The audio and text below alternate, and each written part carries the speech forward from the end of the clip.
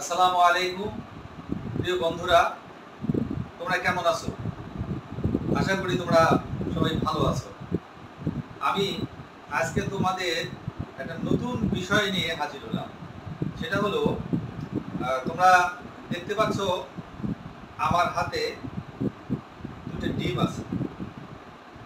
দেখতে পাচ্ছ আমার হাতে দুটো ডিম আছে। আসলে এটা প্রকৃতপক্ষে ডিম না, মানে ডিমের মতো। এটা প্লাস্টিক, যেটাকে বলা হয় ডিমের মতো দেখতে, এটা প্লাস্টিক।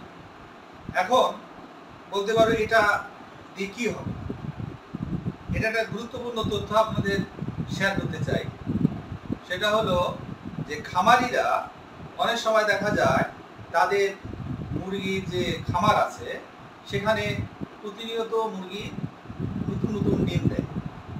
এখন পরের দিন যখন ডিম দিবে, ওই পূর্বের যে ডিমটা সেটা তারা কি করে, ওখানে বসে তাপ দিয়ে নষ্ট করে ফেলে। তো সেই জন্যই খামারিরা এই প্লাস্টিকের ডিম ওখানে দিয়ে তার প্রকৃতপক্ষে যে ডিমটা সরিয়ে ফেলে। এতে কি হয়, মুরগি তখন বুঝতে পারে যে এখানে তার ডিম আছে, এখানে তার আর পরের দিনের ডিমটা দিতে হবে। সেই জন্য সে পরের ডিমের জন্য ওখানে এই ডিমের উপরে তাপ দিয়ে আবার পরের ডিম সে দিয়ে দেয়।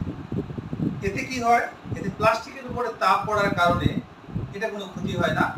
নতুন ডিম সেই মুরগি পরের দিনের যে ডিমটা সেটা মুরগি দিয়ে দেয়।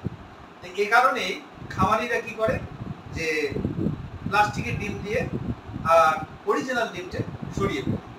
এখন কথা হলো যে অরিজিনাল যে ডিমটা সে দিল সেটা যদি সেখান থেকে না সরিয়ে ফেলে তাহলে কি, তাহলে ওই মুরগি পরের দিনে যে ডিম দিবে সেটা ওখানে নষ্ট হয়ে যাবে। এ কারণেই খামারিরা এই পদ্ধতির মাধ্যমে তারা মুরগির ডিম পাড়িয়ে থাকে।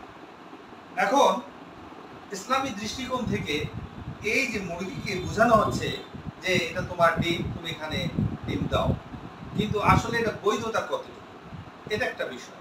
আর একটা বিষয় হচ্ছে যে মুরগি যে ওখানে ডিম দিচ্ছে বা ডিম যদি না থাকে তখন কি।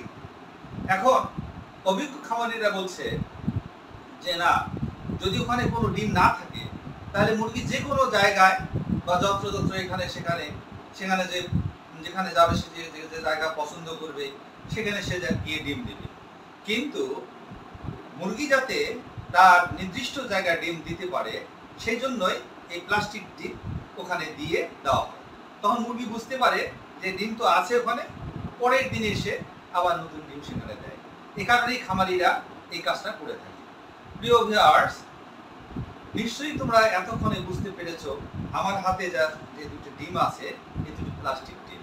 আসলে ইসলামিক দৃষ্টিকোণ থেকে এই ডিম দিয়ে মুরগিকে বোঝানো এটা কতটুকু বৈধতা, এটা আমার কমেন্টে তোমরা জানিয়ে দাও। ধন্যবাদ সবাই।